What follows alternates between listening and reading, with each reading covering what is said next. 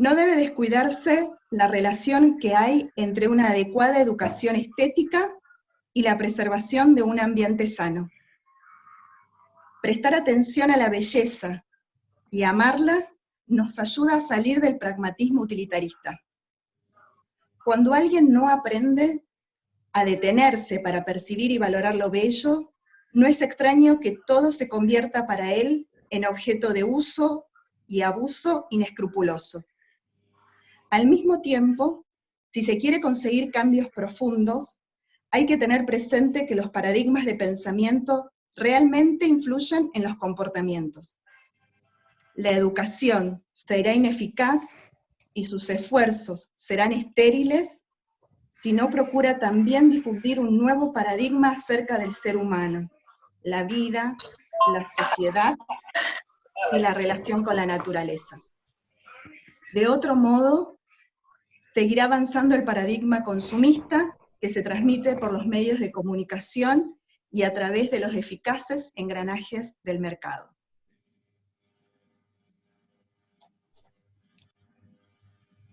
Ahora cedo la palabra a profesora Soledad Taglianetti, no sé si nos quiere compartir algo al respecto. Este artículo viene en el marco del capítulo 6 de la encíclica, en donde el Papa Francisco nos invita a todos a entender la educación, el núcleo en donde comienza la educación es la familia. La familia es donde tenemos que construir y favorecer la educación para la vida y cultivar la educación para el amor y para la vida. Entonces, que ese paradigma que tanto nos habla el Papa Francisco de construir el valor a la vida y dejar de lado el consumismo y favorecer la vida por sobre todo, y que el consumismo sea para criterioso, es donde el Papa Francisco nos invita a que la familia y las demás instituciones puedan enriquecer esa educación y promover una educación en donde nos invite a pensar esta mirada que nos propone la encíclica. Esperen que estoy queriendo hacer dos cosas al mismo tiempo y no se puede, para que podamos ver todos bien la pantalla. Vení, Juli. Ahí.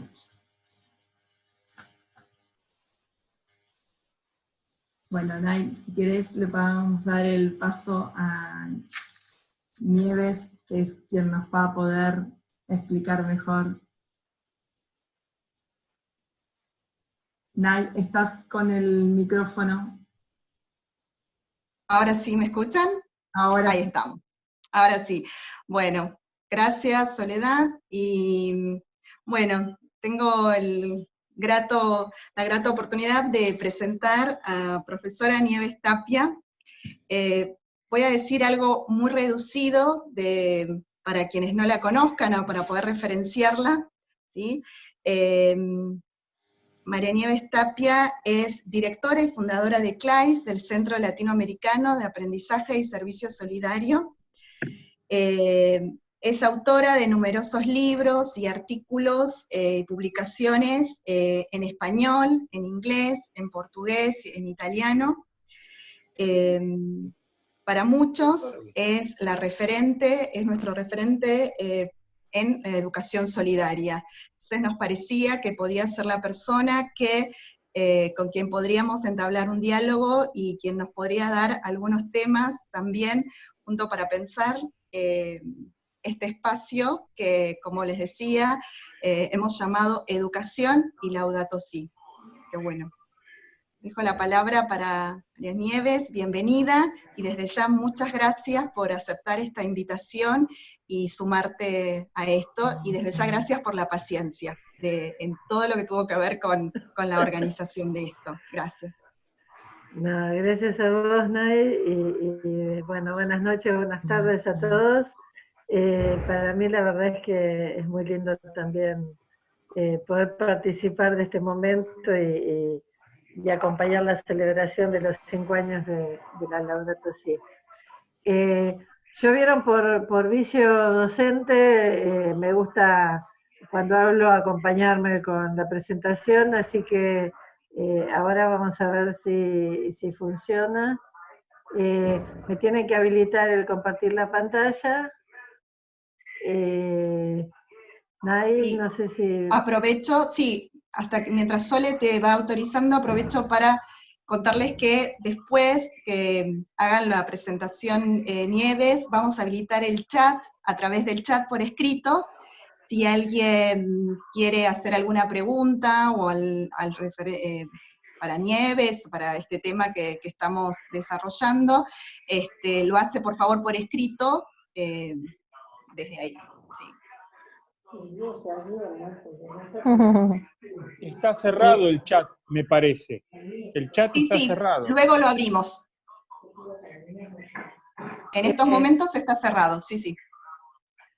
Y yo sigo teniendo deshabilitada la pantalla. Ya se la invitamos, Nieves. Un segundo. Gracias.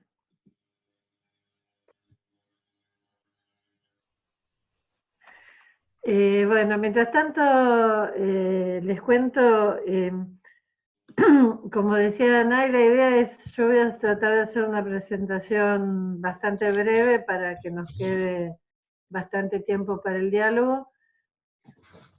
La pregunta inicial era un poco, discúlpenme. Sí, no hay ningún problema. Lo que plantea el Papa en la Laudato Si es realmente no solo el cuidado del planeta, es también un cambio de paradigma cultural, es también una nueva manera de pensar las relaciones con la naturaleza y entre nosotros, y en ese sentido me parece que siempre el Papa ha dicho que no podemos cambiar el mundo si no cambiamos la educación. Por eso me parecía muy pertinente poder hablar de educación y Laudato Si. A ver, a los que no tienen apagado el micrófono les vamos a pedir que lo apaguen. Sí, por favor. Y yo sigo sin poder compartir la pantalla, así que No, si no se puede compartir... Estoy intentando ver cómo se lo puedo habilitar, pero no estoy pudiendo, por eso no se lo habilité todavía.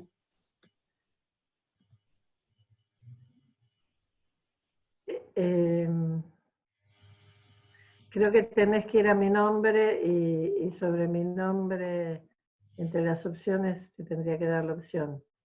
Sí, ¿qué pasa? Que lo tengo... Espérame un segundo. Hola, Clau.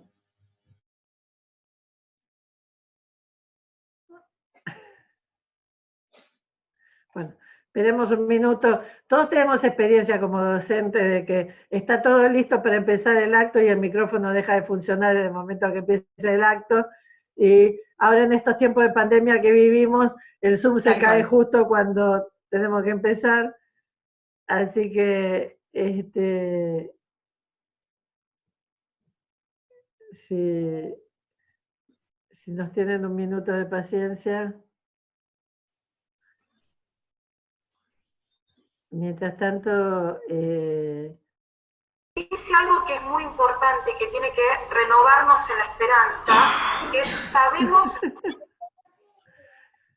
Vamos a tener que insistir en que todos apaguen los micrófonos porque somos muchos. Estoy viendo que ya llegamos a los 85 y si los 85 tenemos el micrófono abierto se va a generar un poco de caos.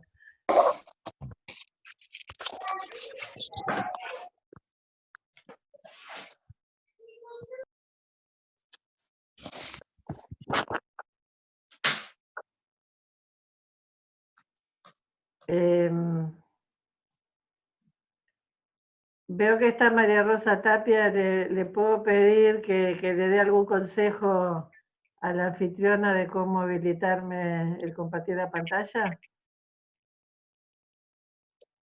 Si me escuchan, Sí, claro. sería bueno que te asignen como anfitriona vos también. Nieves, ¿ese ahora si puede compartir pantalla? Ahora sí, perfecto. Muchas Bueno, gracias. Perdón muchas la gracias. demora. No, no hay problema. Bueno, ahora sí estamos. Muchas gracias.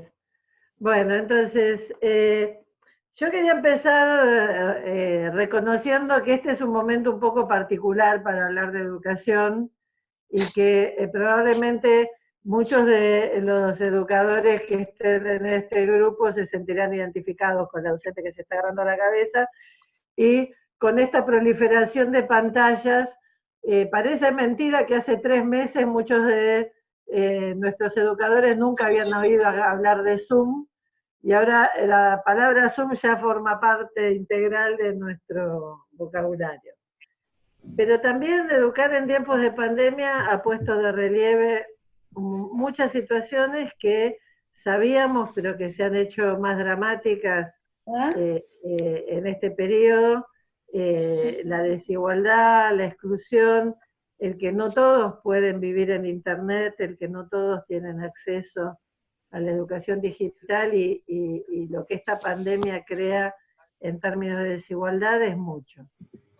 Pero también es mucho lo que ha creado en este ingenio de las escuelas para seguir alimentando a los chicos, para organizar, estar abiertos para repartir la comida. Y también tomé esta imagen de un video que me llegó ayer, que me pareció representativo de muchos videos que andan dando vuelta, de docentes que se disfrazan, que cantan, que les hacen videos a sus estudiantes para animarlos a que hagan la tarea, a que no se dejen estar, a que sigan peleando. Y también, y en el tema del que vamos a profundizar hoy, muchas escuelas que venían haciendo actividades solidarias que han tenido el reflejo de, pese a la pandemia, pese a la virtualidad, pese a todo, seguir trabajando solidariamente. En la foto son la docente y un grupo de alumnos de una secundaria de la ciudad de Metán, en Salta, que venían trabajando en cómo usar las nuevas impresoras 3D que les habían llegado a la escuela, y entonces durante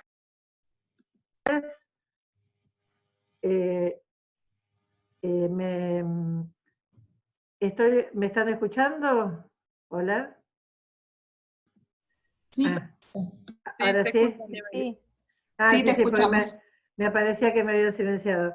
Entonces les decía, era un curso que estaba estudiando en informática, cómo diseñar para las nuevas impresoras 3D que había recibido la escuela, y durante la pandemia se pusieron a trabajar de cómo diseñar máscaras seguras para entregar al hospital de su zona.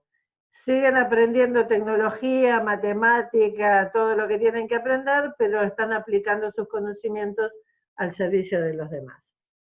Y me parecía empezar por acá porque creo que cuando hablamos de proteger a la casa común, como habla el Papa en la Laudato Si', la verdad es que hay toda una inercia y una tradición en el sistema educativo de que sin querer a veces podemos reducir la educación ambiental a celebrar el Día de la Tierra, a algunos contenidos, a buenas intenciones, y a veces podemos hacer educación ambiental dibujando o estudiando teoría. A veces podemos tratar de que nuestra escuela sea una escuela verde, y entonces al menos dentro de la escuela cuidemos el ambiente, tengamos manera de separar los residuos, de tener algún ejercicio de huerta orgánica. o podemos aprender a cuidar la casa común haciéndolo mientras estamos en la escuela. Yo elegí estas 4 fotos porque me parecen representativas de cosas que están pasando en escuelas argentinas, que muchas de ellas están pasando desde antes de que el Papa escribiera la Laudato Si, y muchas de ellas están pasando en escuelas de gestión estatal que no necesariamente toman como referencia al Papa. Pero me parecía que son un lindo punto de referencia como para empezar el diálogo. En la foto de arriba a mi izquierda, son imágenes de un centro de formación para chicos con síndrome de Down, que desarrollan una capacitación en jardinería. Pero en vez de tener el taller protegido, encerrado y donde hacen una simulación, estos chicos empezaron apadrinando las plazas de Quilmes, donde está el centro, y luego empezaron a capacitar adolescentes normales, jóvenes que estaban en centros comunitarios que atienden a chicos que están recuperándose de adicciones, a cómo hacer un huerto orgánico en su centro de mitad de camino, en el centro comunitario. Y me parece que en este gesto de difundir la agricultura orgánica en su barrio, en su zona, en las organizaciones comunitarias, estos chicos a los que muchos miran como los pobrecitos y los destinatarios de la ayuda ajena, se convirtieron en protagonistas del cuidado de ese pedacito de planeta en el que viven. Esta otra foto me encanta, es una escuela, un jardín, una primaria de Futalaufken, al lado del Parque Nacional Los Alerces, que después de los incendios que sufrió el parque, provocados por los adultos, los niños y sus maestros se aliaron con los guardaparques de parques nacionales, les enseñaron a cultivar esas plantas tan delicadas como son los notros, los arrayanes, los pehúenes, y entonces en la huerta escolar, en vez de cultivar las tradicionales 2 lechugas y 3 zanahorias, empezaron a cultivar plantas autóctonas. En los últimos 10 años esta escuela ha donado más de 9.000 plantines de especies originarias con las que ellos y otras escuelas de la zona contribuyen con parques nacionales a la reforestación del parque nacional. Hay chicos que están haciendo molinos generadores eólicos para comunidades en la cordillera a las que no llega la energía convencional. Hay alguien que tiene el micrófono abierto y está haciendo mucho ruido. Por favor, gracias. Estos chicos son de una secundaria común cordobesa, pero que se dieron cuenta que los paisanos de la sierra siguen viviendo en ranchos donde usar la garrafa de gas es caro, entonces se depreda la sierra para seguir alimentando el horno de leña y siempre hay accidentes, y se les ocurrió producir hornos solares y repartir hornos solares entre las familias de las sierras para que puedan cocinar sin depredar el ambiente. Y les dieron un cuadernillo donde hacen el seguimiento de cuántos días de sol tuvieron para cocinar en el horno solar y si funcionó o no funcionó para mejorar el proyecto. Les cuento estas experiencias porque son escuelas como las de todos, con los problemas de todos, con los presupuestos de todos, con los sueldos de todos. Pero son escuelas en donde los chicos no aprenden educación ambiental de la teoría, sino de la práctica, y que no solo saben que está bueno al mirar a la naturaleza, sino que han hecho la experiencia de contactarse con la naturaleza, pero también de contactarse con los hermanos, y no hay, en la mayoría de estos proyectos, es la misma cosa, cuidar a la comunidad y cuidar al medio ambiente. Estas experiencias son expresión de una pedagogía que tiene ya muchos años, que sus orígenes se remontan a principios del siglo XX y que conocemos como aprendizaje y servicio solidario.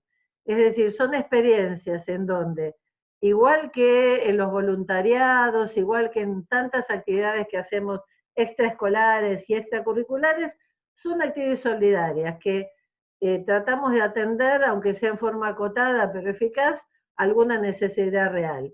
Y que enfatizamos que es una actividad solidaria porque lo hacemos no solo para la comunidad, sino con la comunidad. La segunda característica de estos proyectos es que están protagonizados en primera persona por los estudiantes. Los docentes acompañamos, pero los que plantan los árboles son los nenes del jardín. Los que se trepan al molino y lo arman son los estudiantes de quinto. Los que hacen los hornos solares son los de tercero.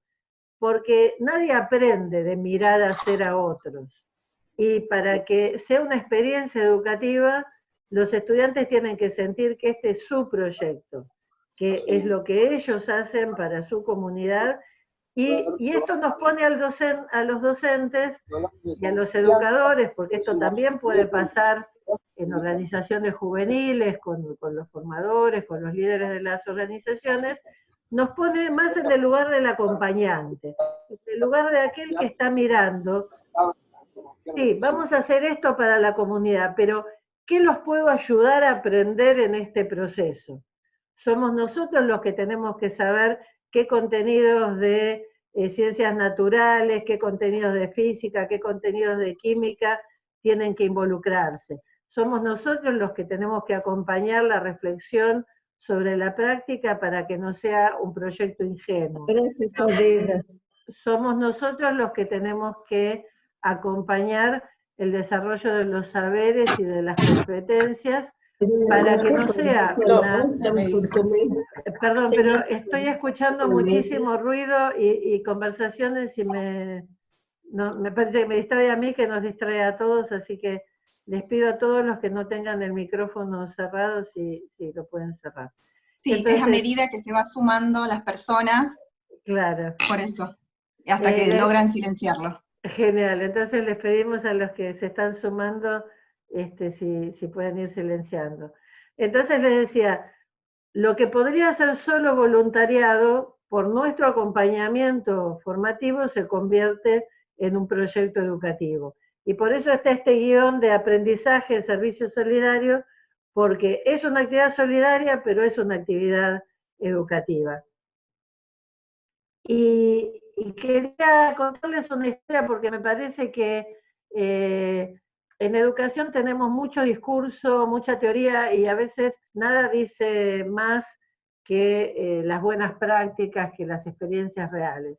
Estas fotos son de una escuela de Mar del Plata que está en un barrio en la periferia de la ciudad, cerca del arroyo La Tapera.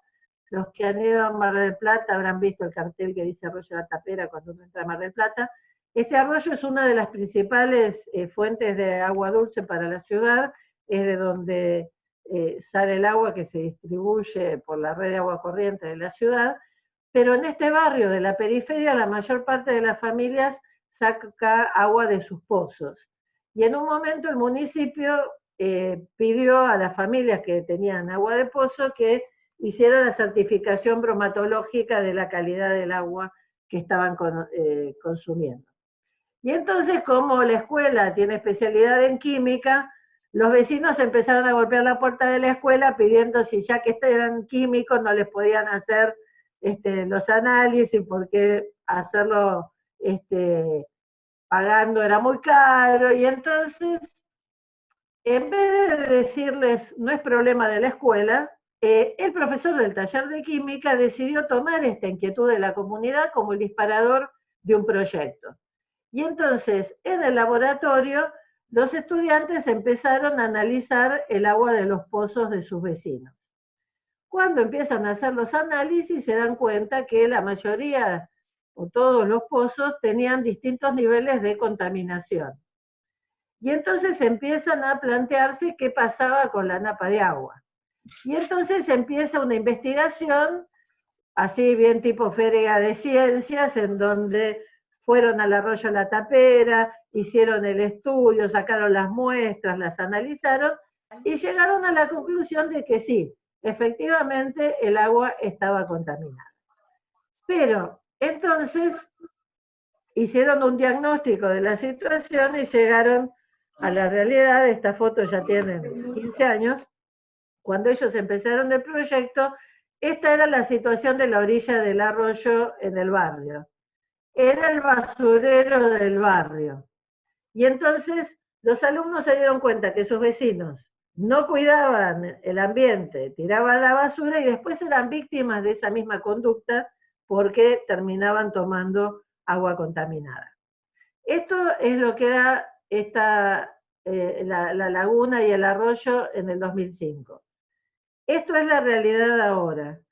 La escuela empezó a trabajar con los vecinos, con el municipio, para ir convirtiendo ese basural en un parque. Acá no sé si llegan a leer, dice Proyecto Arroyo La Tapera, y está el escudo de la escuela, que ahora apadrina ese parque que ellos ayudaron a crear y a forestar. Y ahora la gente empezó a tirar al menos basura. Alrededor de este proyecto se empezaron a sumar docentes que se dieron cuenta que el proyecto motivaba a los alumnos a investigar y a estudiar más que decir hay prueba el viernes, que sabemos que no es precisamente lo que más motiva a nuestros estudiantes, o que si los motiva esos aprendizajes de corto término que una vez que dieron la prueba ya se los pueden olvidar. En cambio, en este caso, durante todo el año estaban trabajando con el tema de la calidad del agua de su ciudad y empezaron a poner distintas estaciones para medir la calidad del agua en los orígenes del arroyo y en la desembocadura, a ver cómo a medida que el arroyo entraba en la zona urbana se iba contaminando más. Y entonces este mapa de materias logró lo que a veces es tan difícil en una escuela y sobre todo en la secundaria, que los profes de distintas materias nos pongamos de acuerdo. Bueno, en realidad fueron los chicos los que hicieron que los profes se pusieran de acuerdo, porque para poder atender el problema concreto del ambiente de su ciudad, necesitaban la ayuda de distintas disciplinas. Esto tiene impactos muy concretos, y en este proyecto, como en muchos otros proyectos de aprendizaje de servicio, lo que se ve es que la famosa educación integral para el siglo XXI, que nos muestra que no solo estos chicos están contribuyendo al desarrollo local sustentable, también están desarrollando contenidos de la formación técnica, de la formación científica, de la formación humanística, y todas esas famosas competencias para el siglo XXI que todos los especialistas nos dicen que tenemos que desarrollar, y que a veces cuando tenemos a nuestros chicos sentados en los bancos y mirando el pizarrón, nos parece casi imposible poder desarrollar estos saberes y competencias.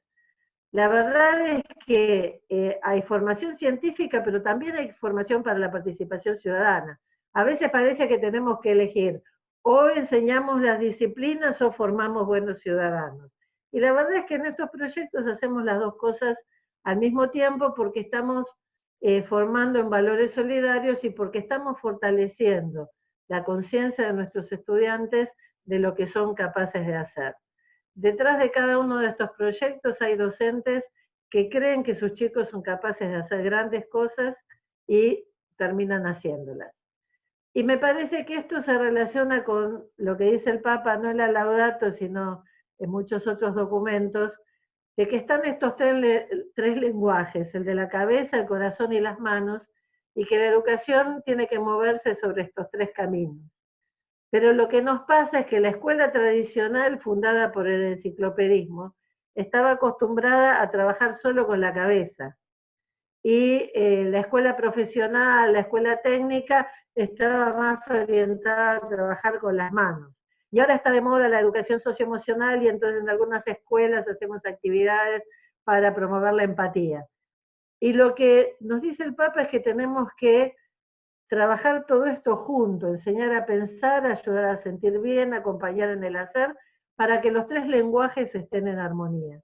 Y la verdad es que en estos proyectos, en donde nos olvidamos un poco del currículum, nos olvidamos un poco de lo que pide el programa, para salir a ver cómo el programa y el currículum nos ayuda a solucionar los problemas concretos de nuestra comunidad, es cuando esos lenguajes logran ponerse en armonía.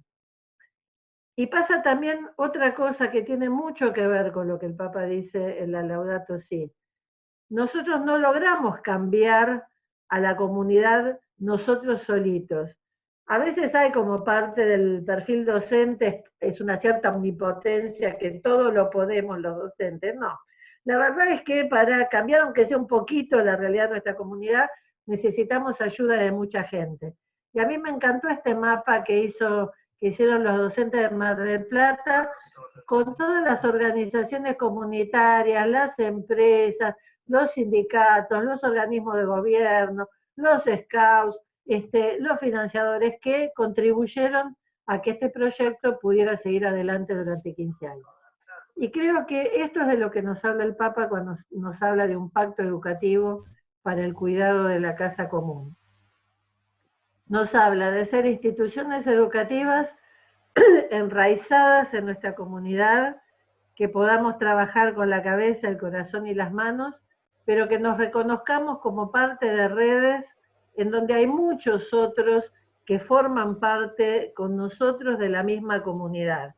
Que tenemos que dejar atrás ese imaginario de que tenemos que tender puentes como si fuéramos una isla, porque aunque nos consideremos una isla, no lo somos. Somos parte del tejido social y como tal podemos generar estas corrientes de solidaridad que contribuyan a que tengamos mejores comunidades y un planeta donde podamos habitar como familia. Entonces, yo voy a cortar acá, les voy a decir que la página de CLAIS, que es clais.org, pueden encontrar muchos materiales para descargar gratuitamente si quieren profundizar en el tema. Hay recopilaciones de experiencias sobre medio ambiente y sobre muchos otros temas, y hay un manual que hicimos que se llama Escuelas para el Encuentro, que es un manual de cómo hacer proyectos educativos solidarios desde la perspectiva educativa del Papa Francisco. Tenemos cursos online, hay un diplomado, así que los invito a explorar posibilidades de profundizar. Y termino la presentación como empezamos. No vamos a cambiar al mundo si no cambiamos la educación. Y nosotros creemos que cuando les damos la oportunidad a nuestros chicos de poner manos a la obra en la realidad, de salir de la escuela para aprender en la comunidad, también la vida del aula se enriquece, cambia, se hace más fecunda y podemos hacer las dos cosas al mismo tiempo, cambiar la educación para cambiar el mundo. Muchas gracias.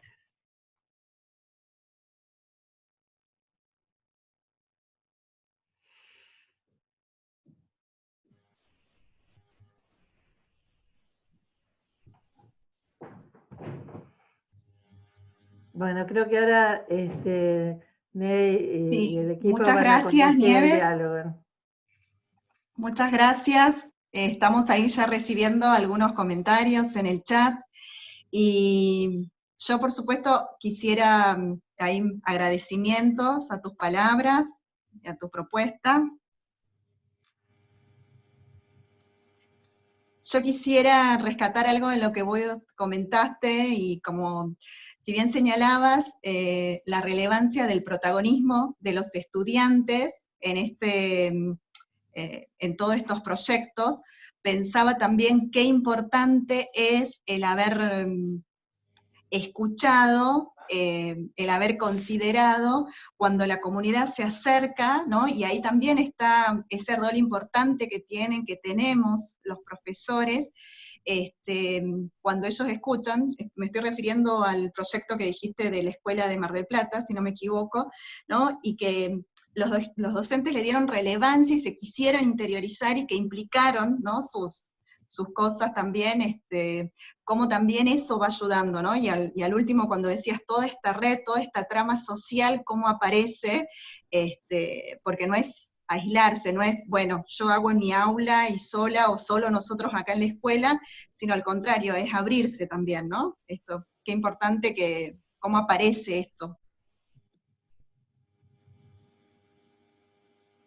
Muchas veces he comentado con Vilma y con Roberto, que son los profesores que empezaron el proyecto, que hay una cuestión como de actitud, porque otro docente, aún con buena voluntad y muy solidario, ante el pedido de los vecinos le hubiera dicho, yo te hago los análisis. Y entre los dos a lo mejor le hubieran podido hacer los análisis a 15, a 20 familias. Pero como tuvieron esta inteligencia de involucrar a sus estudiantes y convertirlo en una oportunidad de aprendizaje, se convirtió en este proyecto que ha movilizado ahora a tanta gente en su comunidad y que llegó a donde ellos dos solos nunca hubieran podido llegar. Sí, sí. Te pido, porque ahí estoy mirando en el chat, que hay muchas personas que están preguntando cómo pueden hacer para sumarse o para poder ir formándose, si tenés ahí, o podés repetir la página de CLAIS. Ahora vuelvo a compartir la página de CLAIS. Es la pedagogía, aprendizaje y servicio solidario. Ahí está. CLAIS.org. Estaba viendo uno de los comentarios en el chat que decía que se necesitarían cambios curriculares que nos ayudaran realmente a articular cabeza, corazón y manos. Y, a ver, seguramente esto es cierto. Por otro lado, si no le cuentan a nadie, les voy a decir en confianza una cosa.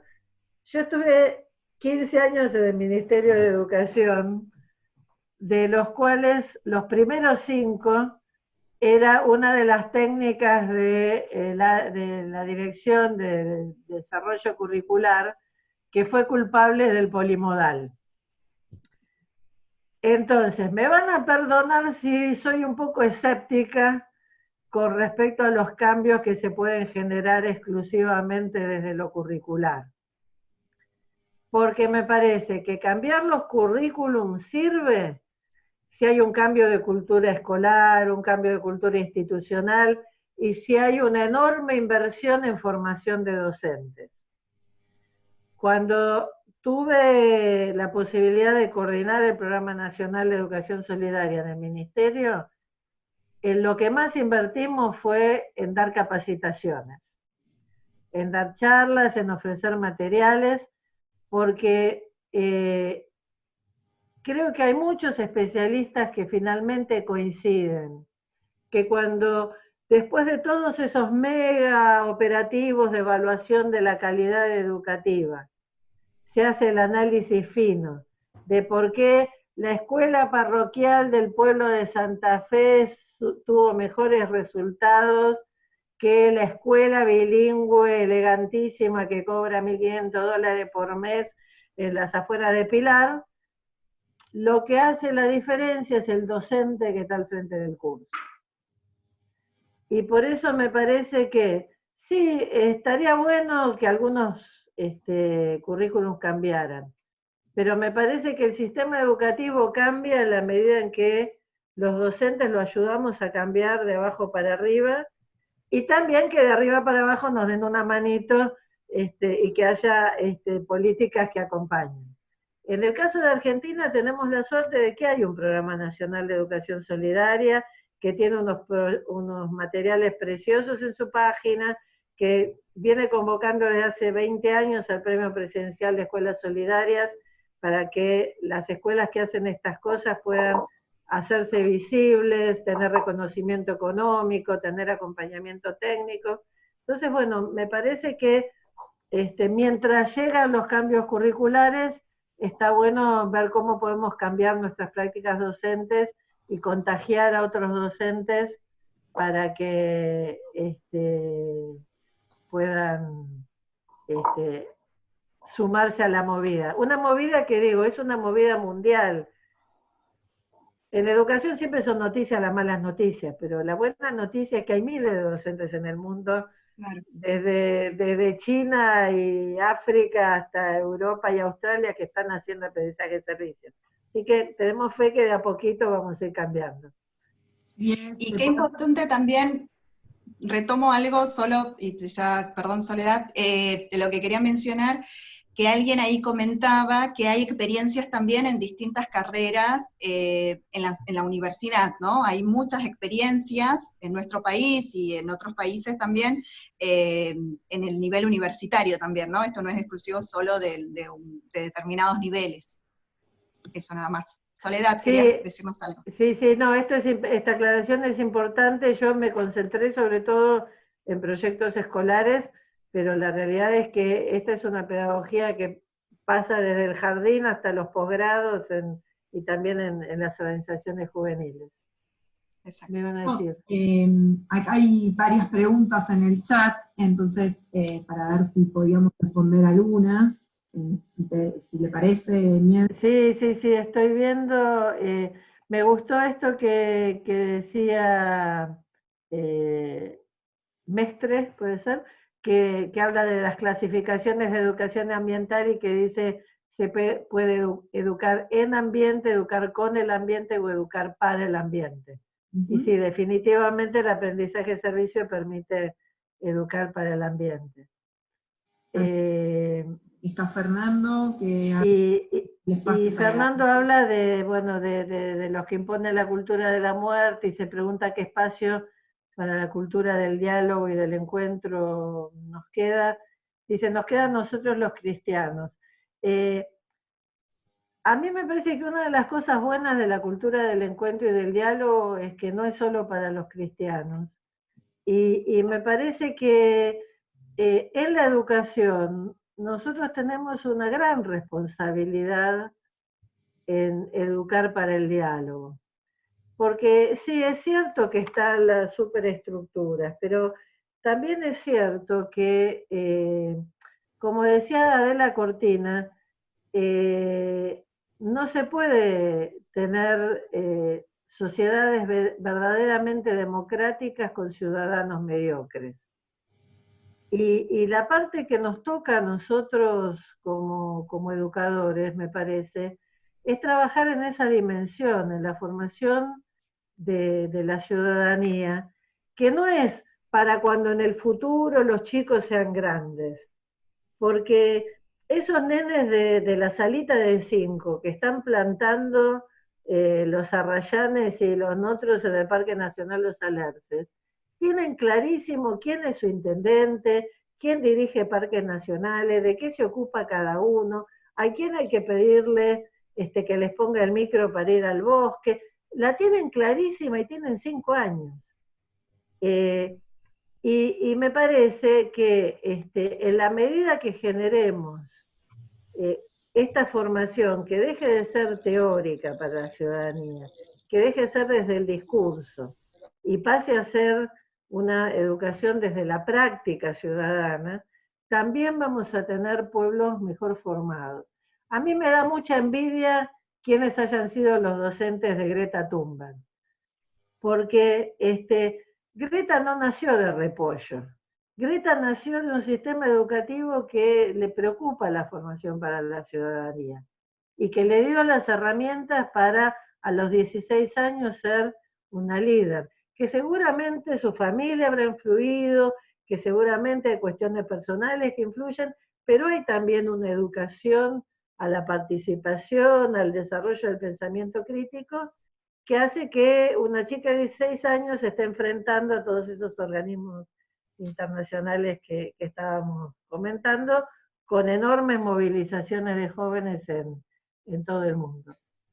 Acá André Malcorra dice, en la escuela donde trabajo con los alumnos de primer año, los estudiantes respondieron en su gran mayoría a la propuesta de la huerta y desde físico-química sumamos los saberes y les dimos en conjunto magnitudes, aprovechamos su entusiasmo y respondieron a esta tarea y no a otras que le habíamos mandado. Suele suceder. ¿Cómo sostener en el tiempo? Me parece que esta es una muy buena pregunta, porque así como cuando hacemos proyectos de aprendizaje de servicio con niños de jardín o con niños de los primeros cursos de primaria, necesitamos generar proyectos que empiecen y terminen, porque para los nenes sostener un proyecto en el tiempo puede no ser lo más viable para su estadio de desarrollo. Me parece que para los adolescentes es muy importante que podamos educarlos en la responsabilidad del esfuerzo continuado. Y una huerta orgánica es un excelente incentivo y los ayudamos a reflexionar de que la huerta no se toma vacaciones, de que la huerta va a necesitar que la sigamos regando, aunque ya hayamos dado la prueba, aunque ya nos hayamos aburrido. Y entonces ayuda también a decir, bueno, si asumimos una responsabilidad, le tenemos que dar seguimiento. Pero al mismo tiempo también es cierto que tenemos que encontrar creativamente las estrategias para que siempre haya algo nuevo que hacer en la huerta. Miren, yo los invito a mirar, si tienen Facebook,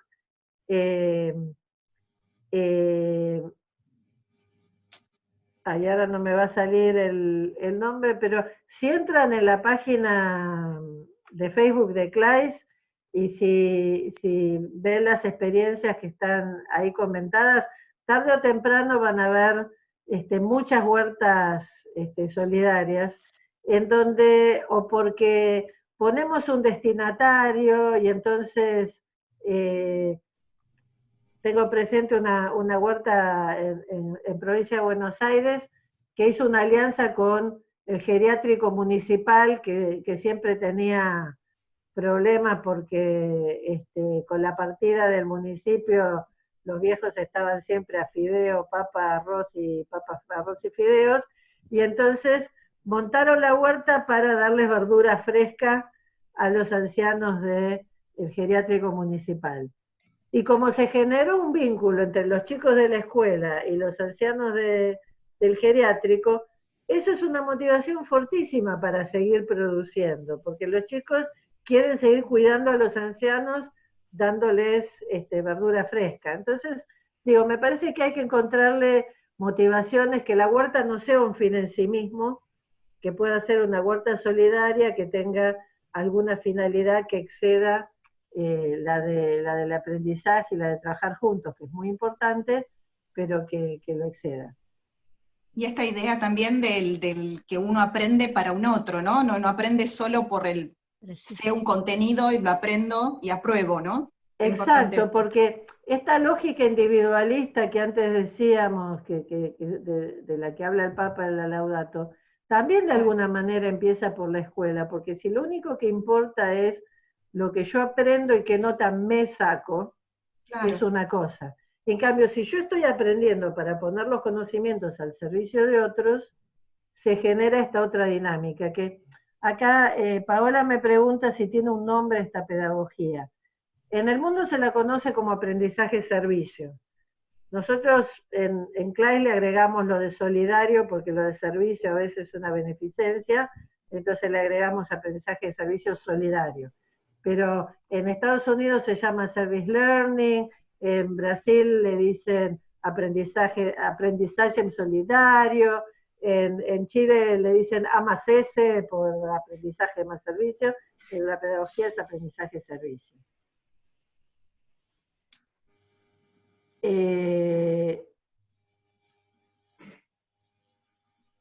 Acá está preguntando Alejandra Álvarez que hicieron ladrillos, quisieron hacer con los chicos ladrillos ecológicos, pero no tuvo apoyo, entonces propuso hacer juguetes con material reciclado, lo hacían los chicos de secundario, y los nenes de primaria estaban encantados porque les permitía jugar, pero las autoridades me decían, hacer juguetitos desde la materia que era economía, como que no les cerraba, y entonces, ¿cómo hacer para ayudar al cambio?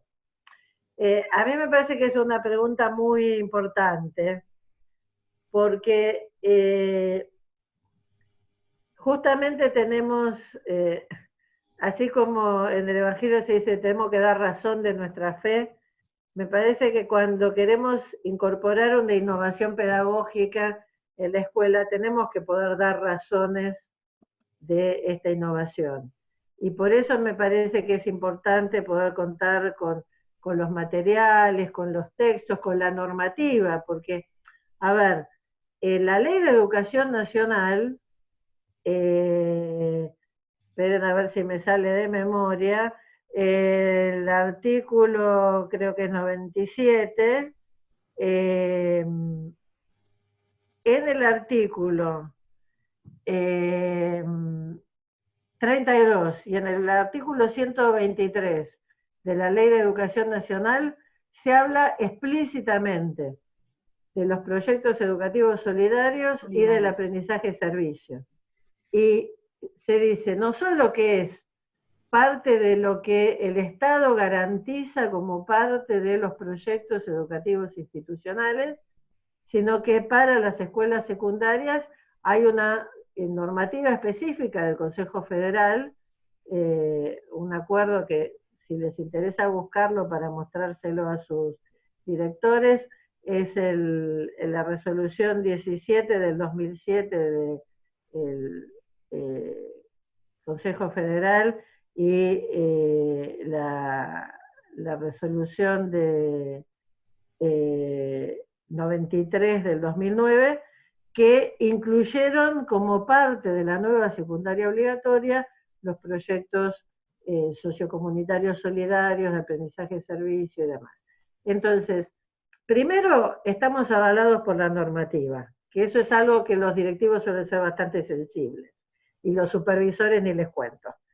Pero además me parece que tenemos que saber presentarlo, no solo a nuestros directivos y a nuestros colegas, sino también a nuestras familias, explicarle que cuando hacemos que nuestros estudiantes hagan cuestiones prácticas que tengan que ver con la realidad, eso tiene que ver con ayudarlos a aprender más, a aprender mejor y a fijar sus conocimientos.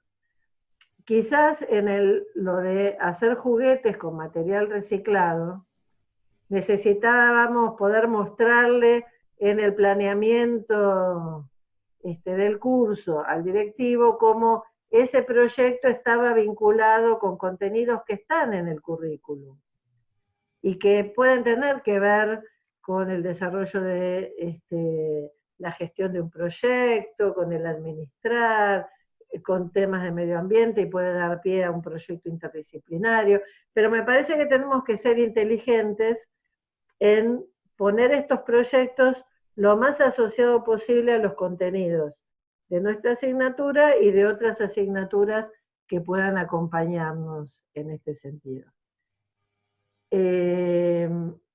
Yo te interrumpo, Nieves, perdón, sí. Y quisiera algo también de lo que cuando vos mencionabas, por ejemplo, en una escuela donde los protagonistas eran estudiantes que tenían síndrome de Down, como también en este protagonismo de los estudiantes los saca también del lugar de ser solo ellos beneficiarios, ¿no? Solo ellos recibir, esto me parece importante también.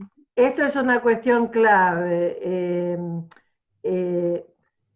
Cuando yo decía lo del protagonismo de los estudiantes, esto es fácil decirlo, y todos hemos estudiado en el profesorado, en la universidad o en los cursos de actualización, la centralidad del sujeto que aprende. Y eso es muy fácil de decir, pero muy difícil de practicar. Porque la inercia que traemos todos nos lleva a ponernos delante del pizarrón. Nosotros somos los que tenemos la libreta, los que tenemos el programa y los que tenemos que cumplir con las evaluaciones en tiempo y forma. Entonces, la centralidad del sujeto que aprende termina siendo, vos estudiás lo que yo te digo y contestame a la pregunta de la prueba como yo quiero que me la contestes. Entonces, es algo que va contra, digamos, nuestra tradición y cómo hemos sido formados como docentes, darles el espacio y reconocer que nuestros estudiantes, incluso los más pobres, incluso los que tienen discapacidades, incluso los más diversos, son candidatos a ser protagonistas. Y pueden serlo si generamos las condiciones adecuadas.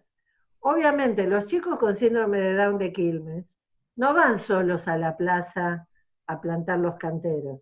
Los acompañan sus docentes, los que pidieron los permisos en el municipio fueron los docentes. Pero los que diseñan y plantan los canteros son ellos. Y eso les da una dignidad tremenda que los saca del lugar de pobrecito tenés síndrome de Down y los pone en el lugar de, estos son los chicos que están cuidando la plaza, y hace también que el día de mañana los vayan a contratar como jardineros, porque todo el barrio sabe lo que son capaces de hacer. Y entonces, en ese sentido, me parece que muchas veces, sin querer queriendo, y yo lo he visto muchísimas veces con la mejor de las intenciones en los docentes que trabajan en las escuelas más vulnerables. Yo me desvivo por mis alumnos, me fijo si tienen zapatillas, si le pegan en la casa, si le dieron la vacuna, si comió, si me ocupo de todo.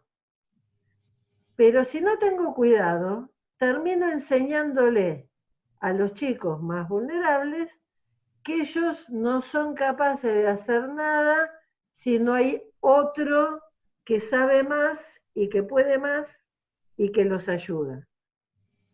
A mí, miren, muchos años estuve en el jurado del premio presidencial, pocos proyectos me dieron tanta alegría como el de una escuela albergue en Cangrejillos, en La Puna, 40 kilómetros arriba de La Quiaca, en donde nenes de primaria, chicos collas, de lo que a veces los porteños llamamos la escuelita rural, esos chicos habían investigado cómo hacían los incas para cultivar en tierras tan áridas y en condiciones tan extremas como las tiene el clima de La Puna. Habían construido con su maestro de huerta un invernadero andino y habían empezado a cultivar en mitad de La Puna lechuga, verdura, frutillas, cosas que nunca en su vida habían visto porque la verdulería más cercana estaba a 40 kilómetros abajo en La Quiaca y ellos en la vida solo comían papa, batata y carne de cabra. Esos nenes de primaria le enseñaron a sus familias a tener invernaderos andinos, le cambiaron la alimentación a esa localidad, y cuando ganaron el premio presidencial vinieron y me dijeron, con la plata del premio vamos a hacer un invernadero más grande y vamos a cultivar árboles para forestar nuestro pueblo, para que los turistas que van a La Quiaca vengan a ver el pulmón verde que vamos a hacer. Y miren que yo le tengo una fe ciega a los pibes, pero hasta a mí me pareció mucho. Y 5 años después me mandaron la foto sacada desde el cerro donde se ve el manchón verde, y 10 años después el municipio de Cangrejillos tiene una página de Facebook que se llama Cangrejillos, el Jardín de La Puna. Y eso lo hicieron los nenes collas de la primaria, que nosotros desde Buenos Aires pensamos que son pobrecitos los que les tenemos que mandar útiles rotos y delantales viejos.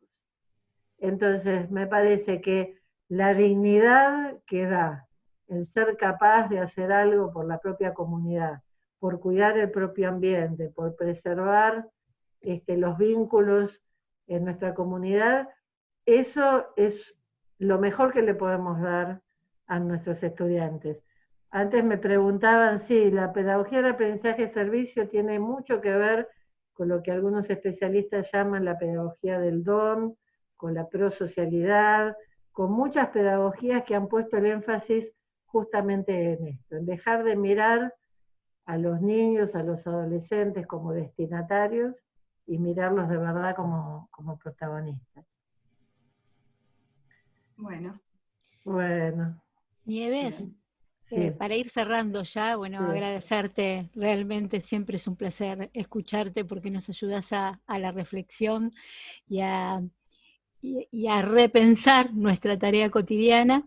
Si nos tuvieras que dejar como 3 claves, ¿no? Estamos en un escenario especial y también providencial, ¿no? Porque, bueno, en el plan de Dios seguramente este momento tiene una razón de ser, y seguramente también desde lo educativo, con todos estos cambios que vos describiste al principio, ¿no? Que los docentes en algún momento nos sentimos como, bueno, atrapados y relanzados a un mundo que no conocíamos, y que la verdad que hay que felicitarlos por la capacidad de adaptación que tuvieron.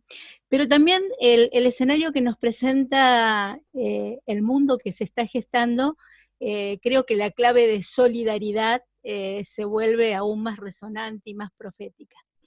desde el lugar que cada uno de nosotros estamos en este momento, ¿no? Que bueno, desde el aislamiento preventivo, social y obligatorio, desde de esta interacción que estamos teniendo a través de las pantallas, de los pequeños pasos que ya en algunas provincias del país se están generando con nuevas aperturas. ¿Qué nos dirías a los docentes dónde poner los focos para hacer real este proyecto de educación solidaria desde la asignatura que cada uno tenga a cargo del rol de directivo o de gestión que esté llevando a cabo? Algunas claves para empezar a hacer ya. A ver, me parece que hay una clave que es lo que ya vengo diciendo desde antes y que me parece que vale antes, durante y después del coronavirus, que es animarse a confiar en los chicos. Y animarse a darles el espacio, aunque seguramente pueda ser que haya cosas que salgan más desordenadas y menos claras y prolijas de lo que lo haríamos nosotros, animarse a confiar y a escuchar lo que los chicos dicen, quieren, sienten, porque cuando escuchamos cuáles son las cosas que a ellos nos movilizan, es mucho más fácil arrancar desde ahí para motivarlos a hacer proyectos. Así que esa es una primera cosa que me parece general. La segunda es que me parece que si algo nos enseñó, o nos debiera haber enseñado, porque creo que no a todos se los enseñó, me parece que la pandemia puso de manifiesto que frente a los grandes problemas de una sociedad, hay dos actitudes posibles. La actitud de la responsabilidad, de la solidaridad, de cuidarse para cuidarnos todos, o el individualismo a ultranza de no me importa si tengo fiebre y tengo los síntomas del coronavirus, igual me subo al buquebús porque yo quiero volver a Buenos Aires y no quedarme en un hospital uruguayo. Me la estoy agarrando con el pibe del buquebús, no es el único ejemplo posible, pero me pareció muy representativo, porque detrás de ese pibe había una familia que lo apañó para que se fuera enfermo, para conseguirle los pasajes al buquebús, para pagarle los pasajes al buquebús. Entonces digo, nos tenemos que hacer cargo, también como adultos, de cómo estamos acompañando a nuestros jóvenes. Entonces me parece que si algo nos mostró la pandemia es que es más indispensable y necesario que nunca educar para la solidaridad. Y el problema con educar para la solidaridad, como con tantos otros valores, es que los chicos no aprenden de lo que les decimos, sino que aprenden de lo que nos ven hacer y de lo que les dejamos hacer. Entonces, no cualquiera puede hacer aprendizaje-servicio, porque para hacer una actividad solidaria hay que empezar por ir con los chicos y hacerla. Entonces, la primera cosa que diría es, cuando podamos volver y cómo podamos volver a los edificios escolares, creo que vamos a tener que ser muy claros en decir, tenemos que aprender a practicar la responsabilidad entre nosotros y seguir haciendo todas las medidas sanitarias que sean necesarias para hacernos cargo responsablemente de los chicos. Pero no podemos dejar a nuestros chicos encerrados en la virtualidad para siempre. Y tenemos que tener la capacidad de a poco, como se pueda y cuando se pueda, ayudarlos a salir y a atender lo que van a ser las urgencias de la pospandemia.